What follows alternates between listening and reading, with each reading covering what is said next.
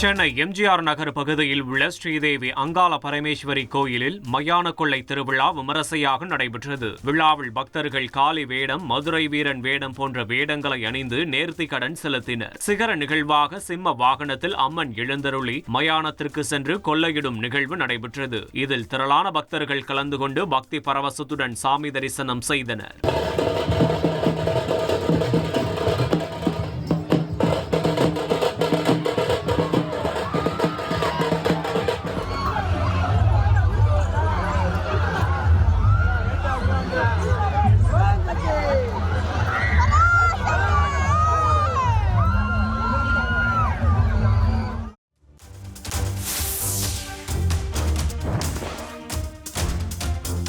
சேலத்தில் மயான கொள்ளை நிகழ்ச்சி பக்தி பரவசத்துடன் விமர்சையாக நடைபெற்றது.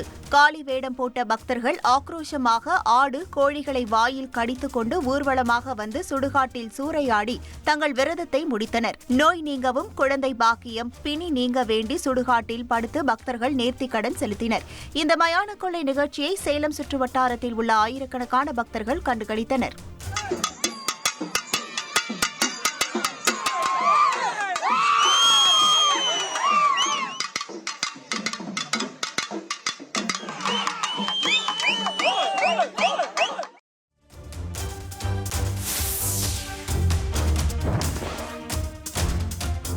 திருவள்ளூர் மாவட்டம் திருத்தணியில் உள்ள அங்காள பரமேஸ்வரி அம்மன் கோவிலில் மயான சூறை பிரம்மோற்சவம் விமர்சையாக கொண்டாடப்பட்டது. அங்காள பரமேஸ்வரி அம்மன் சிறப்பு மலர் அலங்காரத்துடன் சிம்ம வாகனத்தில் எழுந்தருளினார். பக்தர்கள் உடல் முழுவதும் அழகு குத்தி மயானத்தில் குவிந்தனர். மயானத்தில் வதம் செய்யும் நிகழ்வு முடிந்ததும் அம்மன் மீது பழங்கள், சுண்டல், கொழுக்கட்டைகளை வீசி நேர்த்திக்கடன் செலுத்தினர்.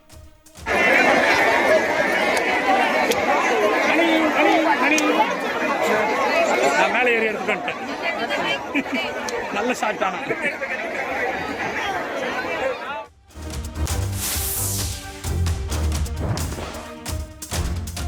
சேலம் மாவட்டம் கெங்கவள்ளி அங்காள பரமேஸ்வரி அம்மன் கோவிலில் பெண்களுக்கு முரத்தால் அடித்து பேய் விரட்டும் நிகழ்ச்சி நடைபெற்றது. பழமையான இந்த கோவிலில் ஆண்டுதோறும் மயான கொள்ளை தேர் திருவிழா வெகு விமர்சையாக நடைபெற்று வருகிறது. அதன்படி இந்த ஆண்டு திருவிழா கடந்த 3ஆம் தேதி தொடங்கியது. இதையடுத்து பெண்களுக்கு முரத்தால் அடித்து பேய் ஓட்டும் நிகழ்ச்சி நடைபெற்றது. காளி வேடம் அணிந்து மயானத்தில் பூஜை செய்து வழிநெடுகிலும் மண்டியிட்டு அமர்ந்திருந்த 1000க்கும் மேற்பட்ட பெண்களுக்கு முரத்தால் அடித்து பேய் ஓட்டப்பட்டது. இதனைத் தொடர்ந்து வெள்ளி கவசங்களுடன் அம்மன் திருவீதி உலா வந்து பக்தர்களுக்கு அருள்பாலித்தார்.